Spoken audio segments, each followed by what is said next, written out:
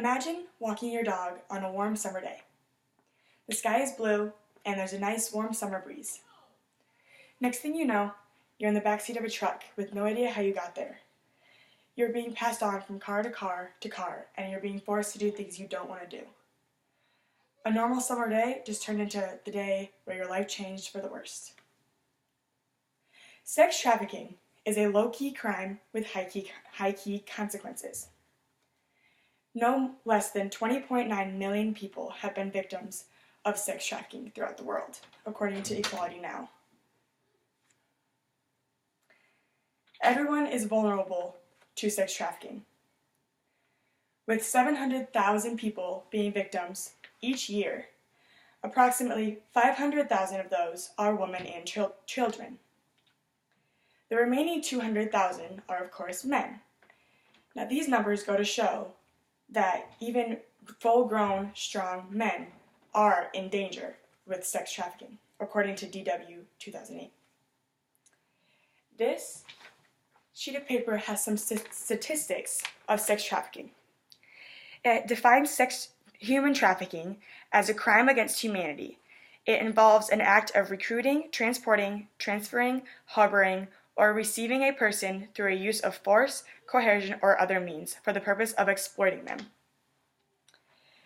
Now, some of the numbers are basically what I just said, so I'm just going to pass this around for you guys to see.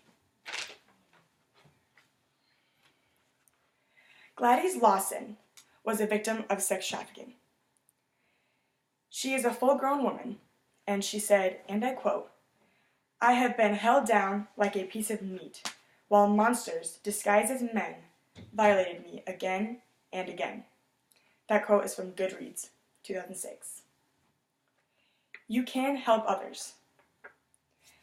Prevent it from happening to people you know by always being aware of your surroundings and being careful where you send somebody alone. Don't send somebody to a sketchy part of the neighborhood all by themselves. That's just not smart. Always be cautious of your surroundings. You can help someone who has been affected by simply being there for them. Something ungodly awful has just happened to them. Don't make them go through it alone. Anyone is affected, and everyone is expected to be cautious. You can prevent human trafficking from happening in your neighborhood by starting a petition at your local government about enforcing more safety rules throughout your community. You can post awareness fundraisers. You can volunteer in your community. You can be educated on the topic. And you can learn indicators of when human trafficking might be in danger to you. You can stay free from human trafficking by knowing the helpline, which is found online, knowing your address and where you are at all times, practicing an annoying scream, so in case anybody grabs you, you can scream, and just going with your gut. If you feel scared, don't be afraid to run. Usually your first instinct is the right instinct. Human trafficking can be prevented. If you take these precautions that I just told you, you will be safer because of it. Once you've taken these into consideration, your life will feel much safer, and I think it's worth it because you're in less danger from being bought and sold into sex slavery.